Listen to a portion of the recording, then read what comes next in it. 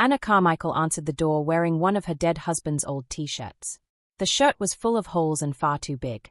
A large mustard-colored stain ran from her collarbone down to her belly. Her white hair was a tangled mess, and her eyes looked sunken and tired.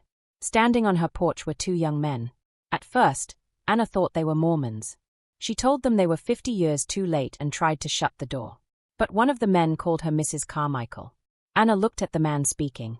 He had a bad shaving rash and close-set eyes. To Anna, he looked like a vole or a shrew. He said they were from the bank. They had tried to call her about her mortgage payments, but the line always went dead. Because she had been a customer for so long, the manager sent them to see her in person. Anna vaguely remembered shouting into the phone recently, but she usually just left it off the hook to avoid strangers. She let the men inside, leaving the front door wide open. The hallway was a disaster. The light bulb had been out for months. The floor was buried under piles of unopened bills and junk mail. There were boxes and a broken bicycle blocking the path. In the living room, the smell of stale smoke and old food hung in the air. Chipped plates and week-old toast sat on the tables. Anna sat on the arm of her sofa and watched the men look at the mess.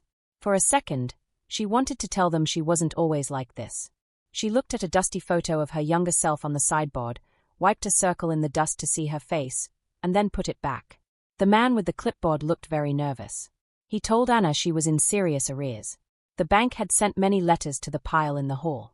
He said the manager was worried because she hadn't missed a payment in 30 years until now. She was only 1 year away from owning the house fully. If she didn't pay, the bank would start a repossession order. The word repossession finally hit home. Anna realized she was in trouble. She told the men she simply had no money. The room went quiet. The sunlight coming through the curtains made Anna's thin shirt look almost see-through.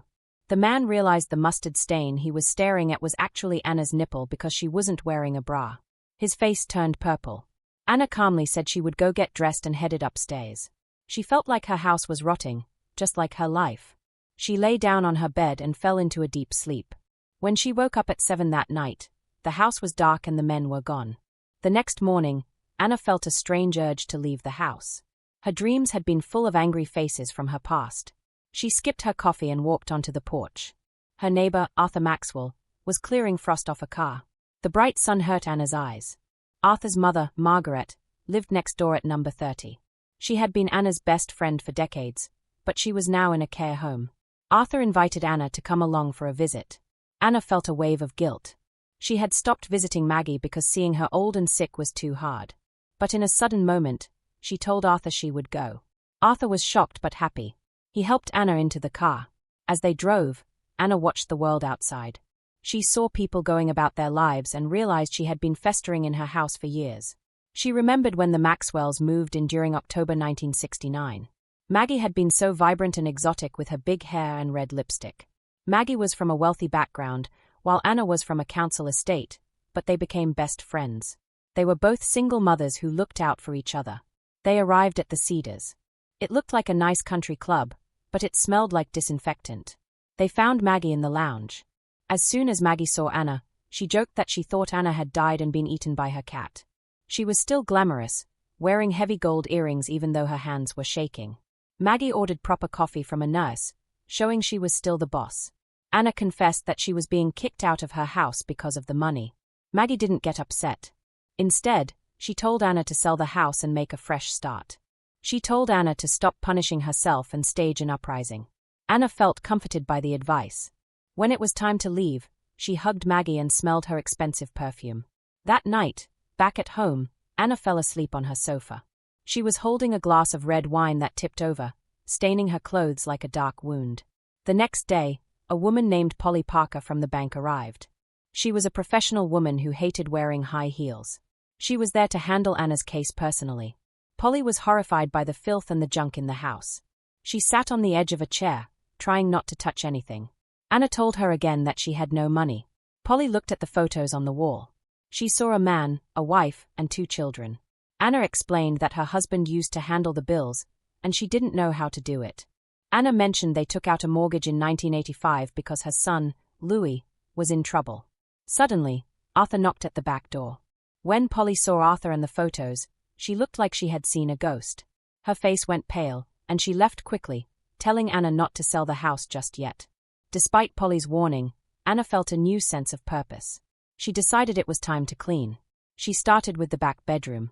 It had been the nursery for her son, Louie. The door was jammed, and it took her 20 minutes to push it open. The room was empty now, but she remembered painting the walls green and how happy she had been with her baby boy. She realized that staying in this house was like giving up on life. She opened the curtains in the room for the first time in 20 years. The next morning, Arthur brought over some boxes. Anna started going through the mail in the hall and throwing things away. She moved her old bicycle outside. In a drawer, she found an old 1971 filofax. Inside was a small, curled photograph. It was a picture of 5-year-old Louie. He was grinning at the camera, happy because he had just finished his first year at school. Anna held the photo and looked at her son's face. Anna felt a heavy weight of dread as she walked toward the headteacher's office. Mr. Kilpatrick had summoned her, and her mind was racing with all the things that could have gone wrong. She shuffled into the room, her eyes fixed on the floor, avoiding the large mahogany desk that seemed to fill the space. She sat down and began twisting her fingers together, her heart thumping against her ribs. Mr. Kilpatrick spoke with a thick Glaswegian drawl that made him sound even more intimidating. He told her that Louie had caught everyone's attention. He wasn't in trouble, he was a genius. He was reading years ahead of his age and doing math that the older children hadn't even started. The school wanted to move him up a whole year. Anna worried he was too small and that time was moving too fast. But his teacher, Miss Lang, promised to look after him. Anna finally agreed, feeling a mixture of pride and a strange, lingering fear. She went straight to Maggie's house. Even though it was only 11 in the morning, she needed a drink. She sat at the kitchen table and told Maggie everything. Maggie was delighted, pouring them glasses of Merlot and joking that Louie might finally give her son Arthur a reason to wake up. They spent the rest of the day drinking and laughing until their cheeks were pink. By the time they walked to the school gates to collect the boys, they were both stumbling. The change was a success. Louie loved the challenge, and suddenly, the other mothers at the gates wanted to be Anna's friend. They invited her to coffee mornings, but Anna always said no. She didn't trust them and didn't want anyone looking for the skeletons in her closet. Maggie told her she should enjoy her new freedom. She said London was changing and women didn't have to stay at home anymore. The change really started at the school fete. The school grounds were a kaleidoscope of bright bunting. There were stalls for homemade jams and tea, and the air smelled of sugar and grass. Anna and Maggie sat on the lawn, secretly spiking their lemonade with Centano from a hip flask. By the time the sun began to set, they were both as pissed as farts. They wandered across the field to find their sons and saw them sitting on a blanket, listening to a man playing a banjo. Maggie introduced the man as Grayson Carmichael. She whispered that he was Teddy's teacher and, more importantly, he was single. Anna looked at him and felt a spark. He had a strong jaw and kind eyes. They spoke for a few minutes, but Anna felt dizzy from a suspicious cigarette Maggie had shared with him. She walked away into the dusk, feeling his eyes following her. A few weeks later, Grayson found her at the school gates and asked her to dinner. Anna was so stunned she almost got hit by a cyclist. Maggie spent the whole week helping her get ready. She took Anna to a stylist who cut her messy hair into a trendy shaggy look. On the night of the date, Anna wore an emerald green dress and high platform shoes. Grayson said she looked like a vision. He took her to Ronnie Scott's in Soho. The air was thick with the sound of jazz and the smell of expensive perfume. They ate oysters and drank champagne, and for the first time in a long time, Anna felt like a woman instead of just a mother. They danced until the early hours and ended up back at number 32. They stayed in her bed until the birds started to sing. In 1970, they got married. Grayson had proposed at the local pool while Louie was playing. He asked about Louie's father, and Anna told him the truth. Grayson didn't judge her. He just bought her an ice cream and hid a diamond ring on the chocolate flake. Because Anna was an unwed mother, they couldn't have a church wedding. They went to a registry office instead. Anna wore a white dress with blue roses, and Grayson wore a bold blue tartan suit. Maggie was the bridesmaid, and the Maxwell boys watched as they said their vows. Some of Grayson's cousins came down from Scotland in their kilts, which the boys thought was amazing. They had a party at a pub and then went to Devon for a honeymoon. They were a perfect, ready-made family. But in 2022, the house was silent. Anna sat on the floor, reflecting on how Grayson had never really left number 32 after that first night. She missed him every single day. She described the lost year after his death, a time when she was filled with a wild, irrational rage. She had thrown away almost everything he owned, screaming as she dropped his clothes off at charity shops. She regretted it now. She used to press his shirts to her face to catch his scent, but one morning the smell was gone, and she realized he was truly gone too. She went to his old wardrobe and found the one thing she had kept, a camel-colored wool pea coat. It was covered in dust and had tiny holes where moths had feasted on the wool. She remembered a day they had laughed until she cried because he looked like Mick Jagger in that coat. She held the damp, musty fabric and wept for the man she had lost. Arthur helped her clear out the junk in the hallway. He was a good man, always talking about green energy and his work with the homeless. He told her he was single because he was always busy caring for his mother, Maggie. Anna realized she had to keep moving. She went upstairs to the landing and used a game of Eeny Meeny Miny Mo to pick a door. She went into the room on the left. When she pulled the curtains, the room woke up for the first time in years.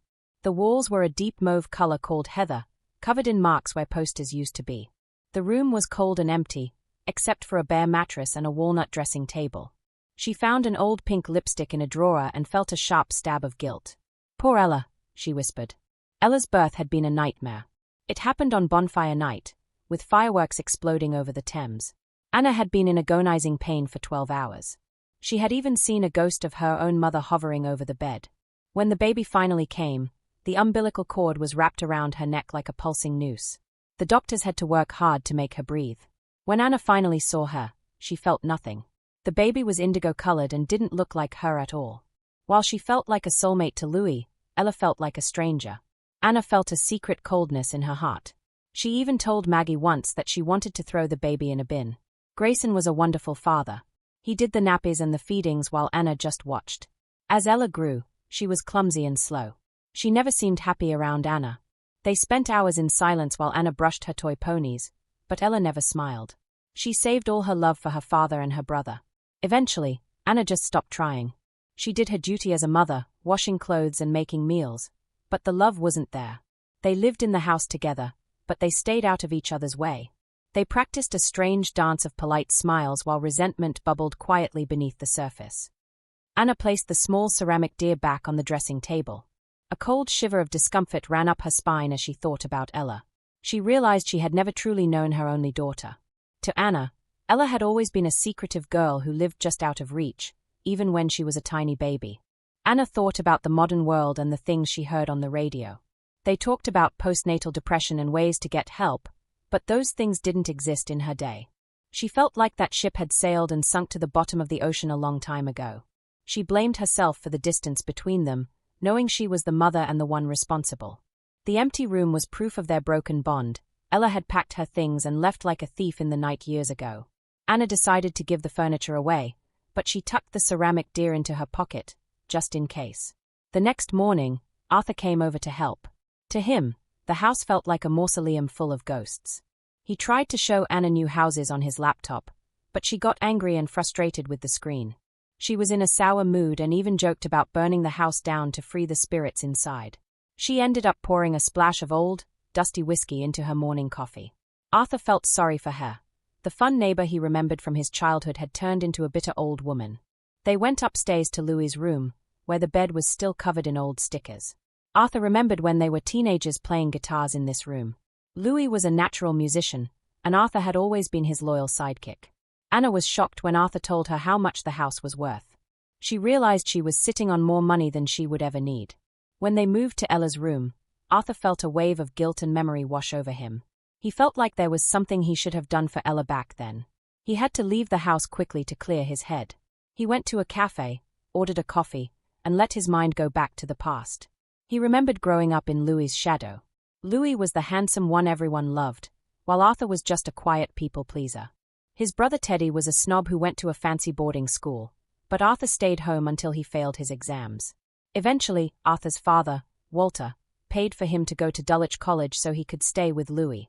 They were inseparable partners in crime until the girls arrived. Arthur remembered the awkward school dances and the night everything changed, the night of the virginity sweepstake. It was the end-of-year party in 1983. The air was thick with excitement. Before the dance, Louie snuck into the dorms with a stash of stolen alcohol and a joint he took from his father's desk. The boys drank from coffee glasses and splashed on aqua velva to feel grown up. Behind the sports sheds, they smoked under the stars before entering the great hall. The room was full of fairy lights and a mirrored disco ball. The party was rowdy, and the dance floor was a sweaty mess of bodies moving to Culture Club. Then, Arthur saw her. Bonnie Charlesworth had golden hair and blue eyes, and she was the most beautiful thing he had ever seen. For the first time in his life, Arthur felt confident. He asked Bonnie to dance, and they spent an hour laughing together. They drank a neon green punch that tasted like chemicals, and Bonnie told him about her life in Switzerland and her dreams of being a ballerina. Arthur felt a real connection and opened up about his own family troubles. He was just about to hold her hand when a friend dragged her away. Arthur felt like a coward for not kissing her. Suddenly, the room felt too small. He felt sick and dizzy, collapsing in a corridor until his friends found him and put him to bed. He woke up later that night and realized with horror that he had wet the bed in his drunken state. He spent the rest of the night shivering and vomiting. The next morning, the room smelled like fried food, which made Arthur feel even worse. He sat at breakfast, nursing a tea and feeling like he couldn't breathe. Then Louie walked in, still wearing his clothes from the night before. He was grinning and bowing like a hero. The other boys started teasing him about scoring with a blonde on the football pitch. Arthur saw a twig in Louie's hair and mud on his back. When Louie confirmed he had been with Bonnie, Arthur felt like his world was ending. He pressed his face to the table and whispered for it not to be true.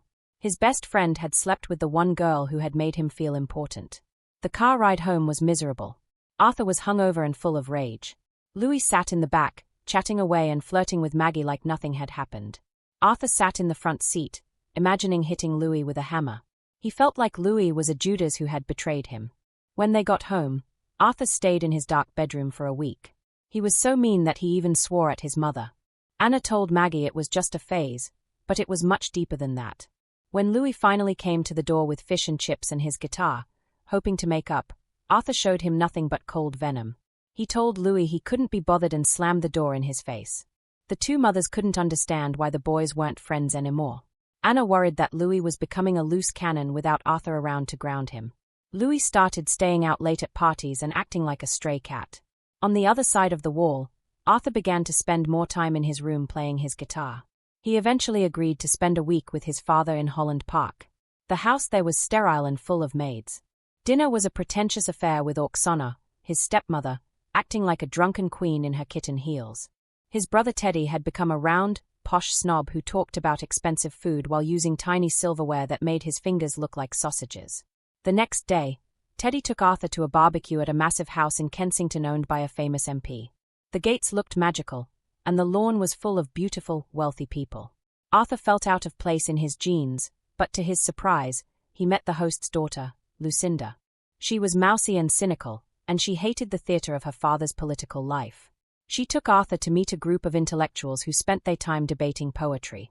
Arthur didn't say much, but the group thought he was being deep and mysterious. For the first time, Arthur felt a sense of power. He leaned into the role of the imposter, enjoying the feeling of being someone important in this high-society world. It was a humid evening in Kensington, and the air in the garden felt thick as dusk settled over the party. Arthur had finished 5 beers and was weaving through the clusters of sophisticated guests toward the house. He needed the cloakroom, but he ended up in the dimly lit kitchen. He thought he was alone until a figure turned away from the fridge. It was Bonnie. Arthur's breath caught in his throat, and he accidentally dropped his keys on the floor. He tried to hide how nervous he was with a high-pitched, shaky laugh, but Bonnie looked just as uncomfortable as he did. She avoided his eyes and fiddled with her glass. The moment was ruined when Giles appeared in the doorway. His voice was full of hate as he told Bonnie she wasn't on the guest list and shouldn't even be downstairs. Arthur stood there, struck dumb, as Giles insulted her. He told Bonnie to leave before she ended up with her knickers around her ankles again. Teddy joined them, looking drunk and messy, and Giles explained that Bonnie was his wayward stepsister. Arthur felt he should defend her, but he was scared of Giles and didn't want to lose his new friends. He stayed silent, feeling like a coward, as Bonnie disappeared into the dark hallway. The next morning, the truth came out at the breakfast table. Arthur's father and Teddy discussed the scandal with a cruel kind of interest. They revealed that Bonnie was pregnant. The plan was to send her away to a home for unwed mothers and then exile her abroad to protect her stepfather's political career. Arthur felt the news like an anvil on his shoulders. He knew this was likely the result of what happened with Louie. He wrestled with a moral dilemma. Should he tell his best friend, or let the secret stay buried? He had no idea what to do as he headed back to school. When school started, Arthur and Louie were in the same geography class. Louie looked tired and sunken, but he still gave the teacher his usual charming smile. Arthur felt his previous jealousy over Bonnie was childish now that he knew the stakes. At lunch, he finally spoke to Louie. They shared a tense moment before Louie showed him mercy and apologized for their fight. They went back to being friends, but Arthur kept his mouth shut about the pregnancy. Later that week, Louie confessed that meeting Bonnie felt like being struck by lightning. He had spent the whole summer looking for her. Arthur just nodded, trying to protect his friend from the mess in Kensington. On Saturday, a group of friends had a picnic on the common. One of the girls, Lucy, made a nasty comment about Bonnie. The group went quiet, but the seed was planted. As they walked home, only Arthur, Louie, and a girl named Polly remained. Polly saw how much Louie cared and finally told him the truth. Bonnie was being kept at home and wasn't allowed out. When Louie asked why, Polly looked at Arthur and told Louie to ask his friend. Arthur's silence was broken. Louie made Polly promise to deliver a note to Bonnie at church, and then he turned to Arthur under the streetlights. He told Arthur he had to tell him everything. And so, Arthur did.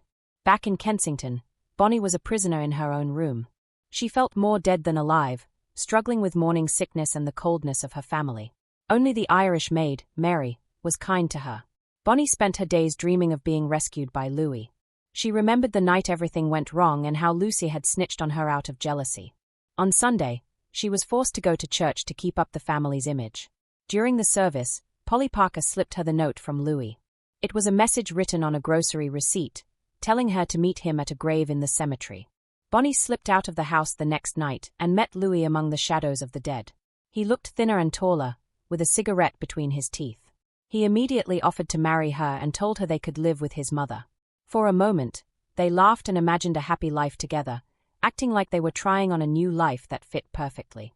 But when Louie mentioned his school schedule, it was a reminder of how young they really were. As she went back inside, Bonnie saw the lights were on. They knew she had been out. One evening at number 32, Anna sat frozen in her chair.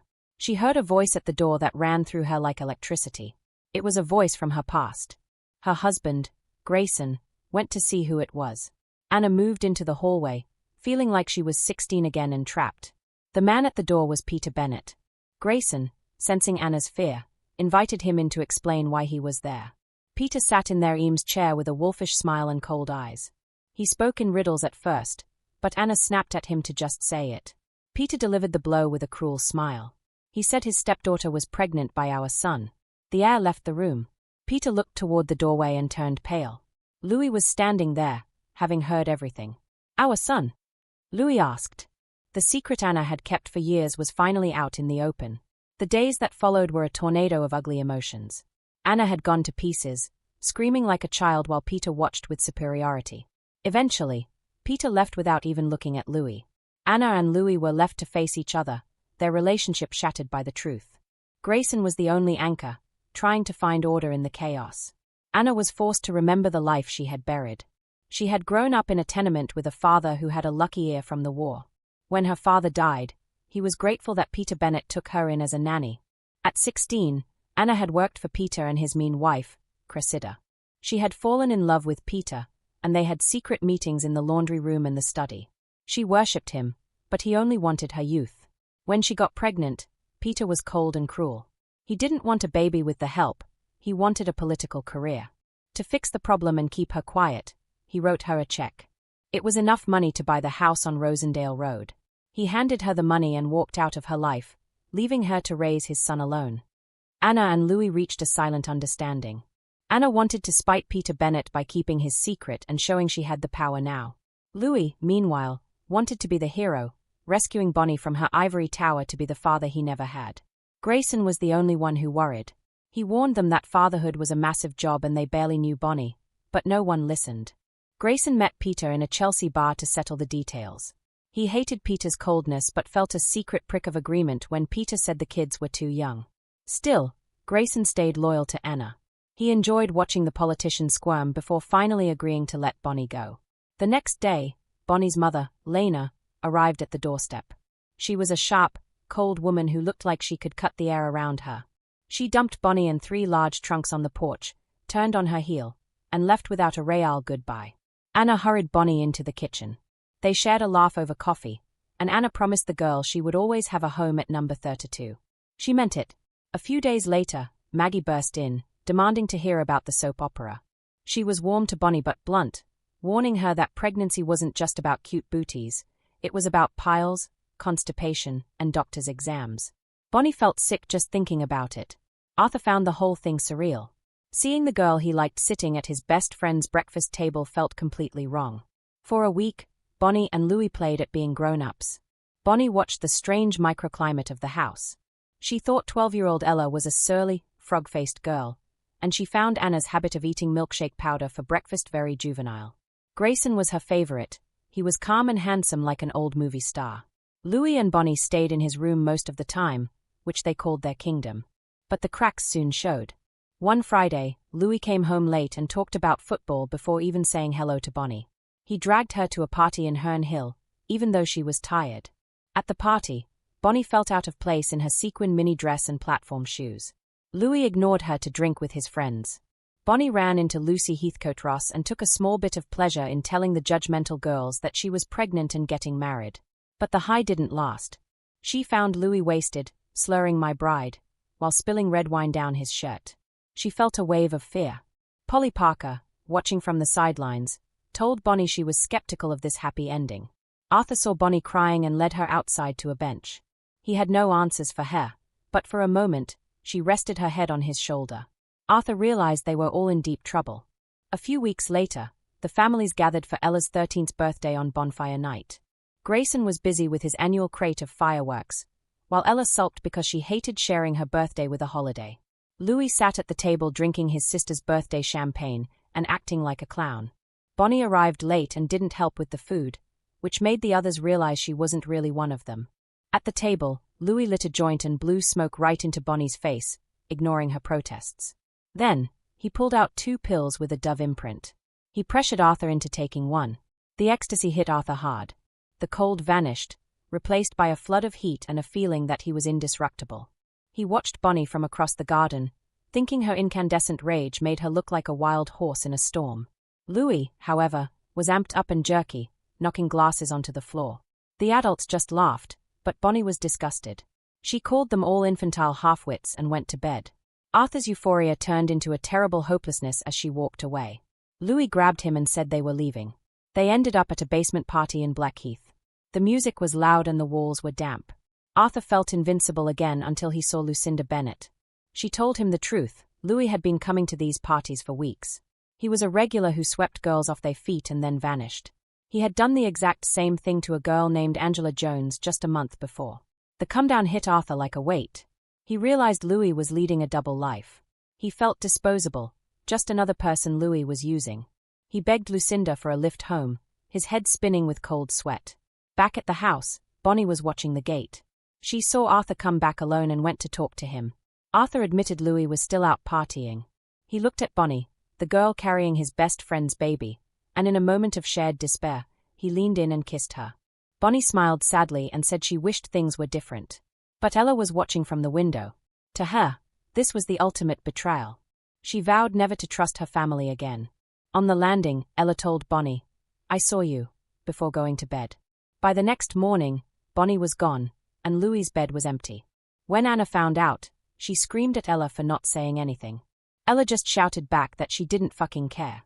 Grayson checked the room. All of Bonnie's things were gone. He realized they couldn't wait anymore and decided to call her family. Louie didn't come home for 3 days. When he finally showed up, he had 2 black eyes and a broken nose. He was covered in dirt and dried blood. Ella almost passed out at the sight of him. Anna's worry turned into white-hot anger. She cleaned his wounds while he slept for 12 hours. That night, she and Grayson had a terrible fight. Anna wanted to go to the police, but Grayson said Louie had brought this on himself. He told Anna that Louie was a puff of smoke who left chaos everywhere he went. He said Louie was scaring Ella and driving them to an early grave. Anna lashed out, claiming Arthur was only good because he was rich. Grayson asked if her love had made her blind to Louie's flaws. The argument reached a breaking point. In a fit of fury, Anna swept her arm across the table, sending plates and glasses crashing to the floor. She hissed that Grayson didn't love Louie as much as she did and stormed out. She didn't even notice the jagged stoneware slicing into her feet, leaving a trail of bloody footprints on the floor. She drank herself to sleep, while Grayson sat at the kitchen table, watching over the house. An hour later, Louie woke up. He crept to the drinks cabinet, grabbed a bottle, and slammed the front door behind him as he left again. Upstairs, nobody stirred. The Carmichaels limped towards Christmas like rats in a sack, divided and angry. Louie had changed. His old sparkle was gone, replaced by a dull, mean look. He was secretive and often vanished for hours. Grayson and Ella stood on one side, tired of his behavior, while Anna became a fierce lioness, protecting her son from everyone. She hated Bonnie now, calling her evil for taking Louie's child away. Louie spent his days screaming at the gates of the Bennetts' house in Kensington. Every time, Grayson had to drive his Cortina there to pick him up. Anna always took Louie's side, which made Grayson feel like a stranger in his own home. One day, Peter Bennett called. He warned that the police might be called if Louie didn't stop. During that phone call, Peter told Anna a terrible truth. Bonnie wasn't even in the country. Her family had sent her to Switzerland. And there was no baby. Bonnie had chosen to have a termination. Anna was paralyzed by the coldness of the news. She demanded that Peter be the one to tell Louie. An hour later, Peter arrived in his Porsche, helping Anna drag a wild-haired Louie into the house. Peter looked almost sorry for once. He admitted that seeing Louie's pain was hard, finally realizing this boy was his own flesh and blood. Anna didn't care about his guilt. She told him to piss off back to his perfect life. She sat with Louie in his room, breathing in the scent of his hair and promising him that one day he would find a reason to live again. Christmas morning in 1983 was not happy.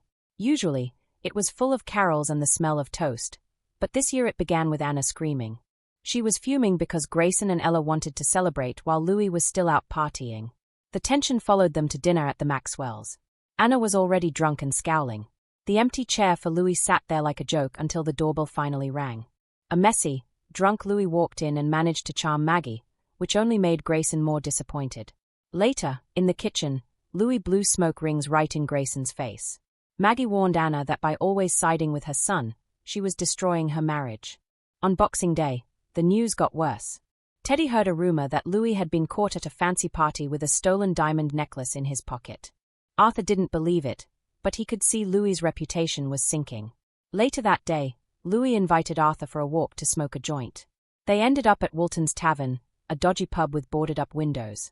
Louie seemed to know everyone there. He went into the back with a man named Mike to get some drugs.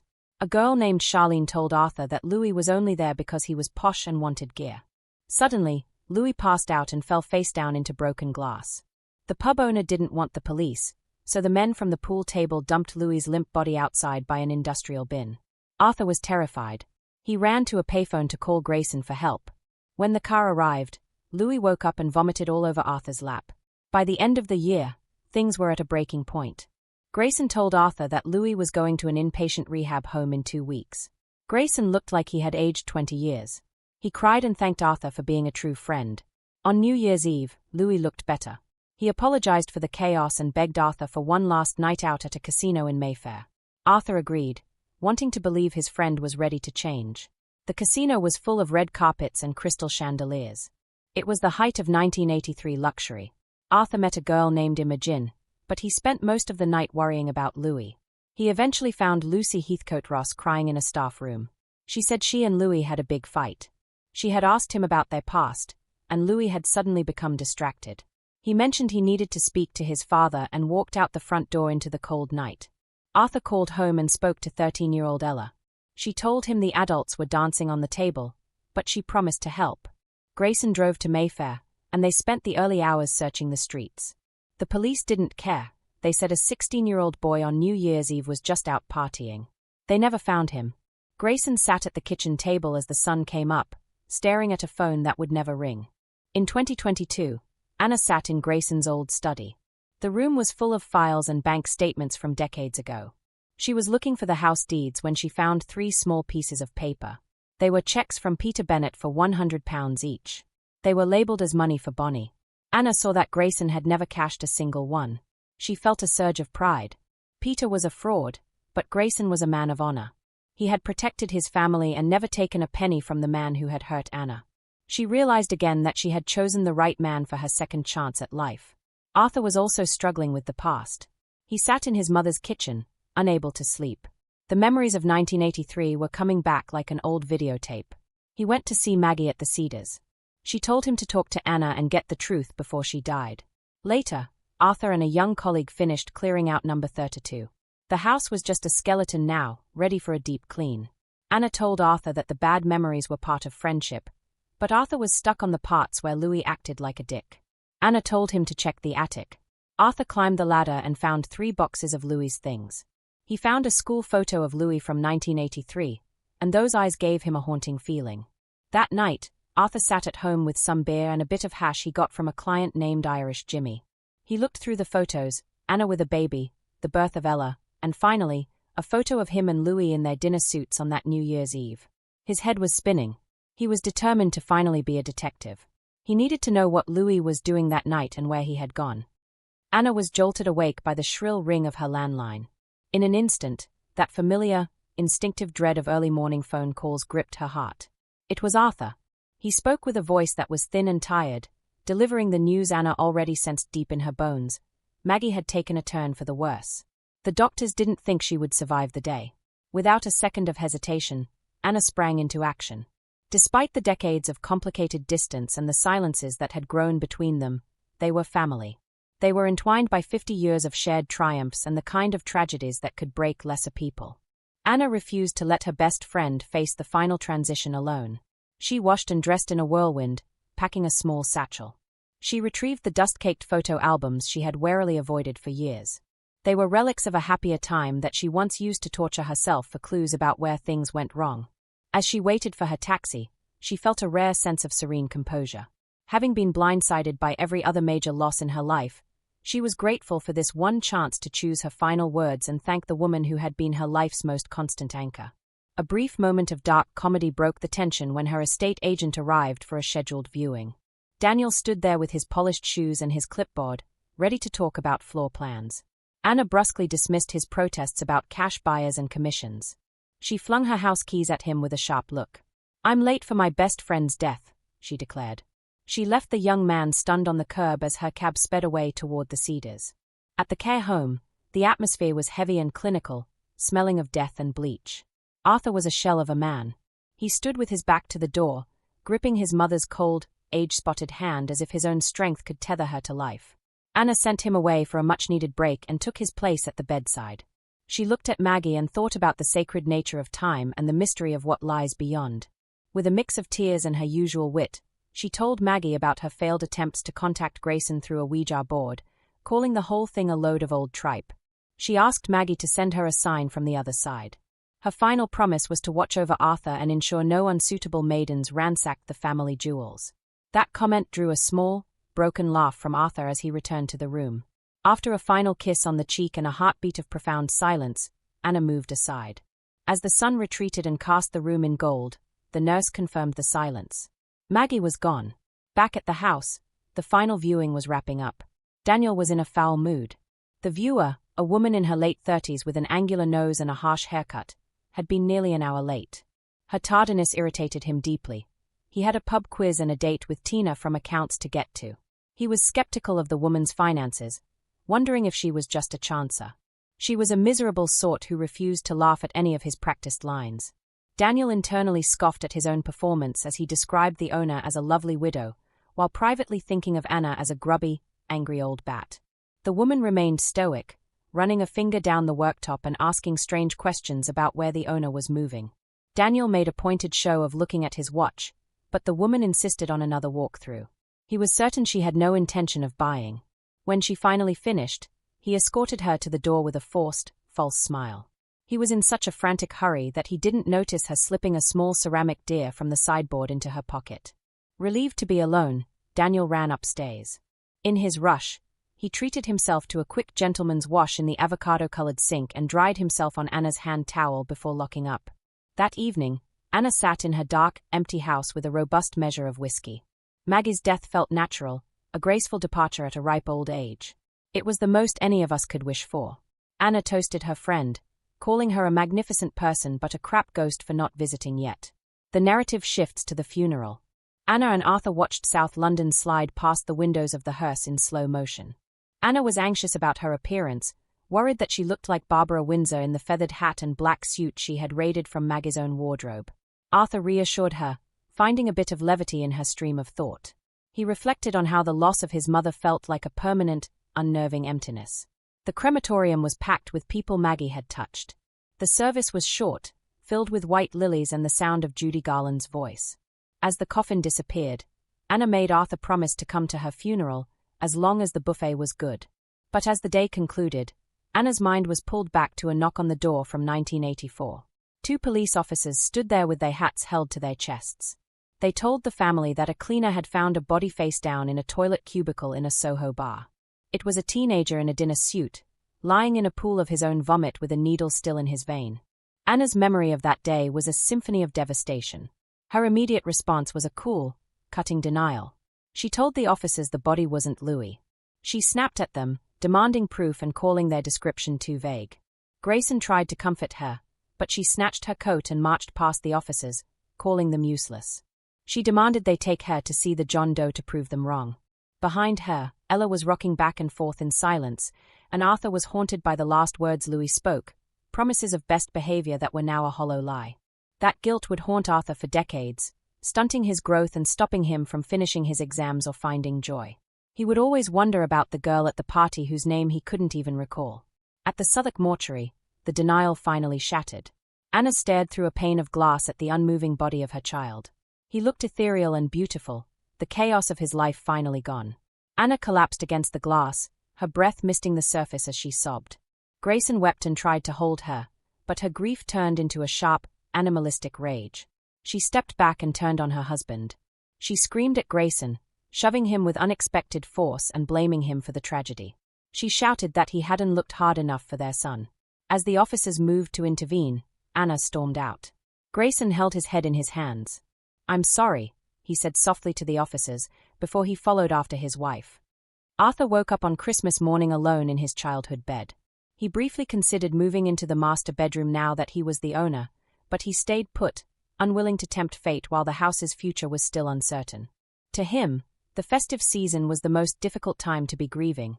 The songs on the radio had a tinny, hollow quality, and the neighbors' elaborate holiday displays looked gaudy and entirely pointless. The world had stopped for the holidays, leaving him with no one to join him for a drink.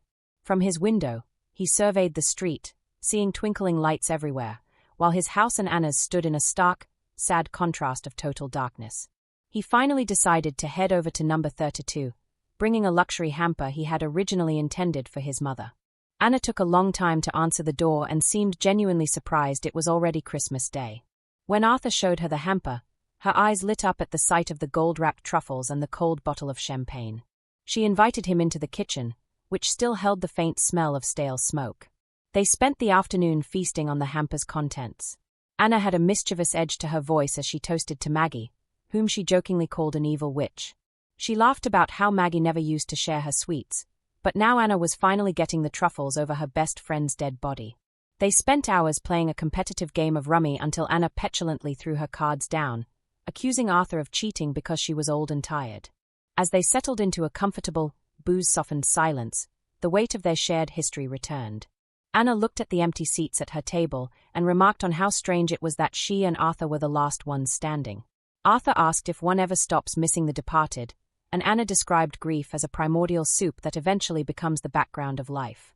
She comforted Arthur, letting him rest his head on her chest.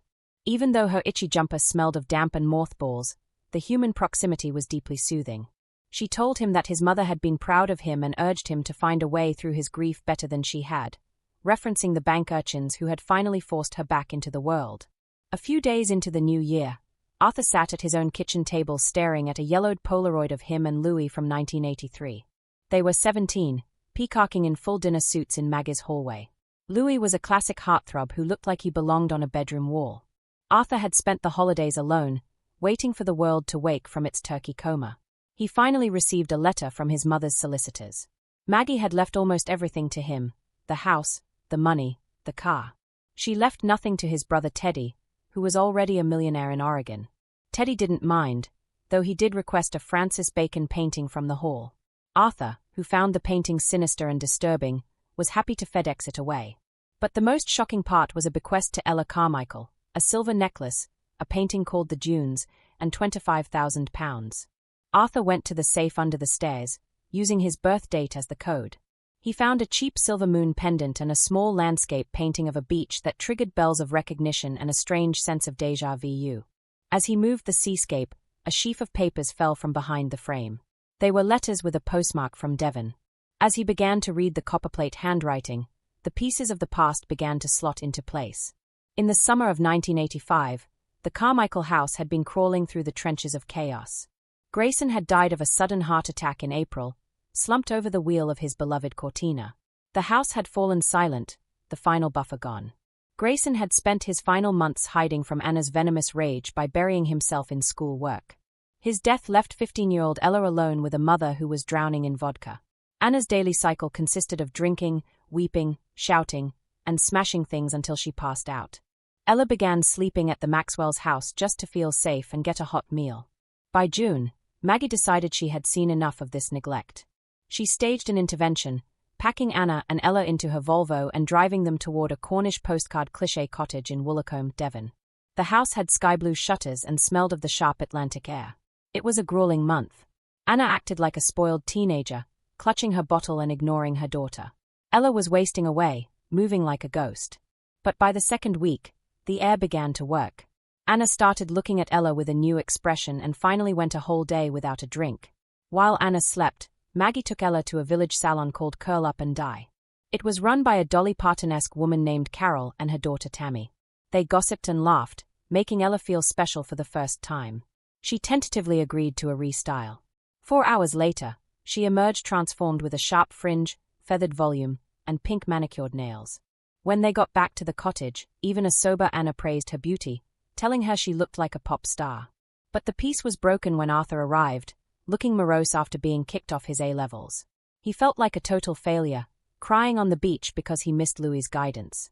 Then, a scream rang out from the cottage. Arthur rushed in to find a scene like a horror movie. The floor was covered in a mess of blood and red wine. Anna, in a drunken stumble, had dropped a bottle and fallen on the glass, severing her arm. While Maggie rushed her to the hospital, Arthur and Ella were left to clean the crime scene. Arthur was frantic, flagging down the ambulance first, then returning to the house. They spent hours mopping up the gore and wine, their repetitive motions and the smell of the disinfectant bringing them into a strange, shared focus. That evening, they sat on the porch under the starlit sky. Arthur admitted he didn't think he was smart enough to be a detective, but Ella fiercely defended him, calling him the most brilliant person she knew. Arthur felt a massive weight lift from his conscience. He looked at her and noticed her mystery and her beauty for the first time. She confessed her anger toward her mother for bullying Grayson to his grave, and Arthur found himself mesmerized by her strength. The kiss, when it finally came, was an explosion. It was the moment where a lifetime of waiting and longing met a self-esteem that had been crushed and was now grasping blindly for validation. Ella sat at her kitchen table, her hands shaking as she read the contents of the brown envelope for the 4th time. She had come straight in from the station, scarcely having time to make herself a cup of tea before sitting down to tackle the pile of post. A stickler for paperwork, a trait inherited from her beloved father, she was now reeling from the information in front of her. She felt as though she had been punched in the stomach, grappling with the sudden, harrowing finality of a connection she thought she still had time to address. For years, she had toyed with the idea of visiting Maggie, but she had ultimately chickened out of a face-to-face meeting. It was a short note from Maggie that had informed her of the house sale in the first place, but Ella had stayed hidden behind their yearly correspondence. Now, the realization was crushing, the door was closed. Maggie was the last person who truly knew her history, and now that anchor was gone. Ella looked at the documents and understood why Maggie had refused to sell her the painting for years. It was a hook to ensure Ella would eventually have to return. Maggie knew she wouldn't come back for sentiment, but she would come back for that piece of her past. Her mind drifted back to a summer morning in 1985 in Devon. Ella had woken to the sound of the morning tide, watching dappled light dance across the white walls of her bedroom. She stretched, her heart fluttering as she tried to recall every detail of the best night of her life. The euphoria was beyond her wildest dreams. She marveled at the softness of Arthur's skin and the gentleness with which he had touched her. She felt a deep sense of pride in having waited for him, believing their connection was monumental. She didn't even want to shower, fearing she would wash the physical memory of Arthur off her skin. But when she went into the village with Maggie, the world fell apart. Inside the bakery, surrounded by the smell of fresh bread and almond croissants, Maggie breezily revealed that Arthur had left at dawn. Jennifer had called, and he had run back to London with his tail between his legs. The news hit Ella with the force of a physical blow. She rushed out to the pavement, retching and heaving up bile in a state of total devastation, the salt air suddenly tasting like ash. While Ella was falling apart, Arthur was enduring a harrowing drive back to London. His head was pounding, and he was consumed by a crippling anxiety that made his palms sweat and slip against the steering wheel.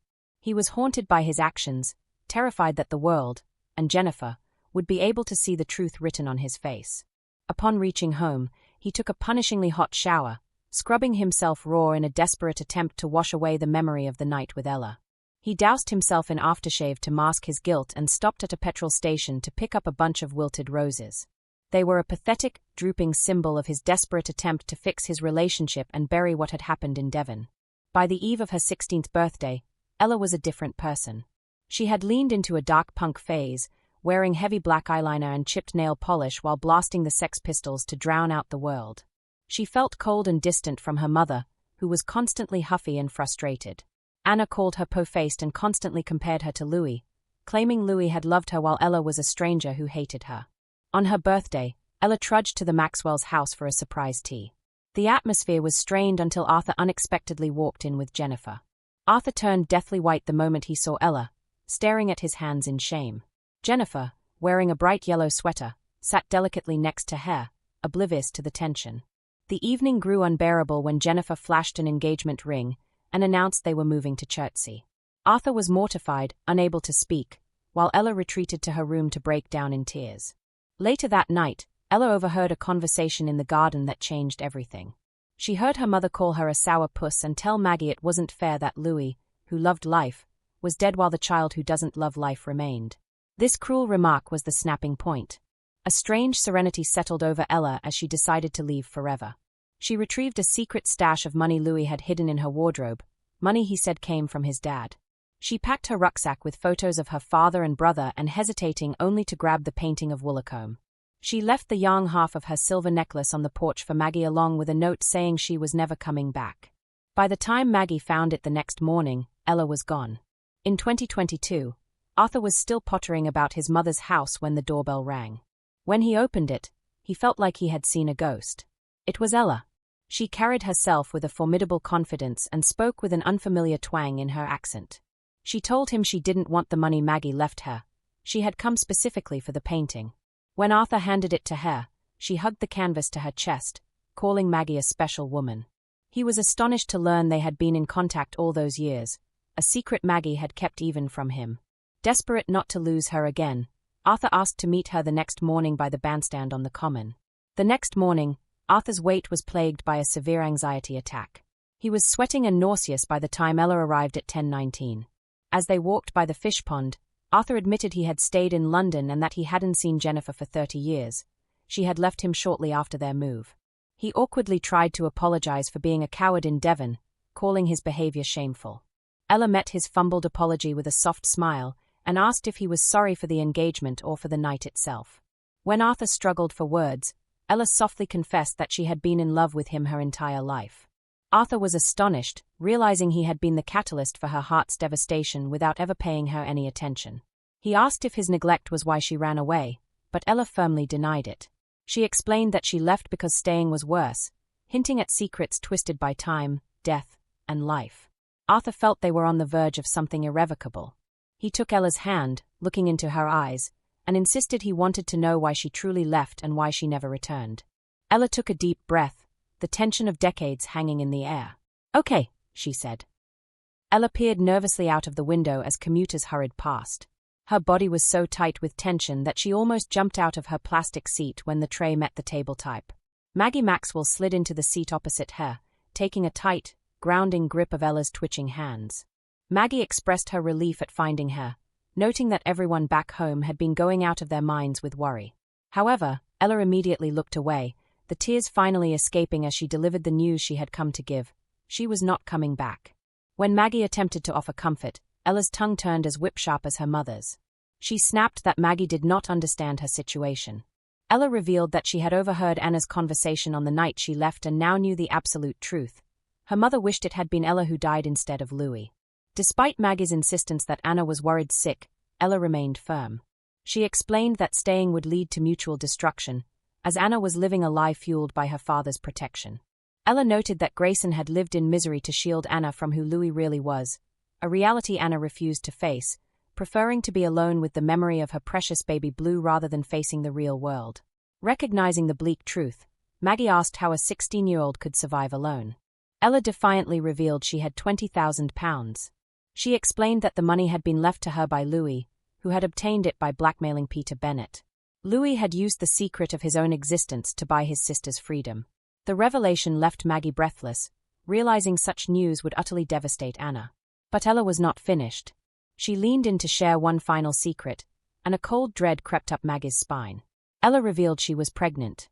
She stated firmly that her baby would not be born in the shadow of Louie's secrets or Anna's misplaced logic. She issued a final, chilling ultimatum. If Maggie interfered, she would disappear completely, and Maggie would never know whether she was dead or alive. Ella left London with an unshakable resolve. Trudging through the high street in Devon with the weight of her rucksack, she sought out Carol and Tammy at Curl Up and Die.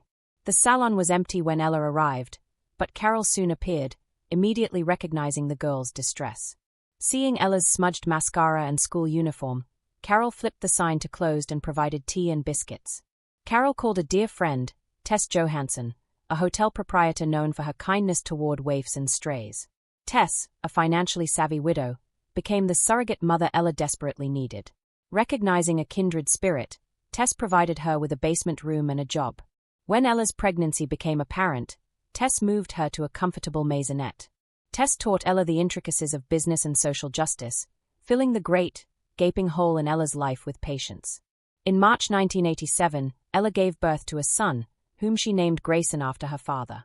The birth was quiet, attended only by Tess, Carol, and Tammy. Ella returned to her maisonette in a haze of bliss and anxiety, marveling at the perfection of her child. To solidify her new life, she changed her surname to Johansson. 3 years later, Tess invited Ella to the hotel veranda. Looking out over the gleaming lake and lilting foxgloves, Tess offered Ella a promotion to general manager. The offer came with a condition. Tess wanted Ella to invest her £20,000 safety net into the business.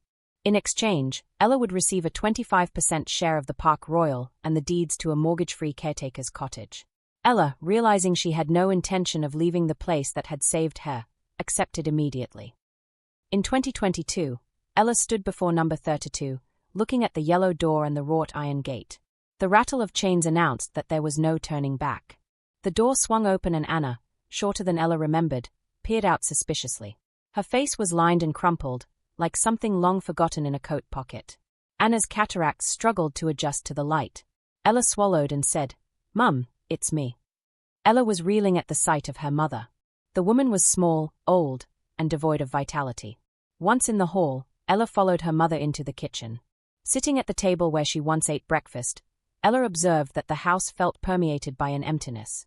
Anna prepared Irish coffees, pouring a large measure of whiskey into her own mug. An awkward silence descended before Anna's face crumbled.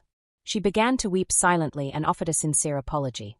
She admitted she was a crap mother and expressed deep regret for her drinking. Ella, moved to tears, offered her own apology for leaving. Anna tentatively asked why Ella had returned. Ella explained that Maggie left her a painting and that she was now ready to move on. Anna, standing over her daughter in disbelief, asked if she had any grandchildren. Ella confirmed, "Yes, you do." In 2023, Arthur pulled into the driveway of the Park Royal. He was stunned by the stately manor and massive fountain.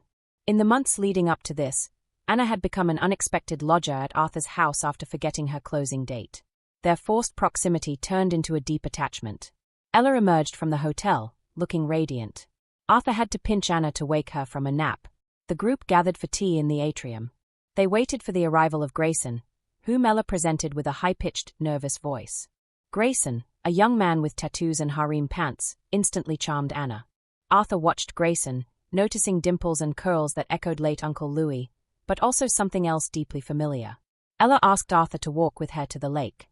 Away from the others, the two sat on the grass. Ella was vibrating with a nervous energy. She suddenly broke down in tears, overwhelmed. Arthur comforted her, pressing his forehead to hers, until Ella pushed him away and blurted out, "He's yours." "Grayson, he's your son, Arthur." The revelation left Arthur breathless, his ears ringing in shock. Ella tearfully apologized, explaining that she initially wanted to be sure he didn't have a family to wreck, then wanted to be sure of his character, and finally succumbed to pure cowardice. Arthur, reeling from the knowledge that he was a father, experienced a rare moment of internal stillness. He reflected on his own father and the example set by the elder Grayson. He realized that by leaving, Ella had spared him the opportunity to fuck it up during his long years of grief. For the first time in his life, Arthur found he could drown out his anxiety. He recognized this revelation as a gift, an opportunity to start again and not face the march toward death alone. He decided to spend the rest of his life appreciating them.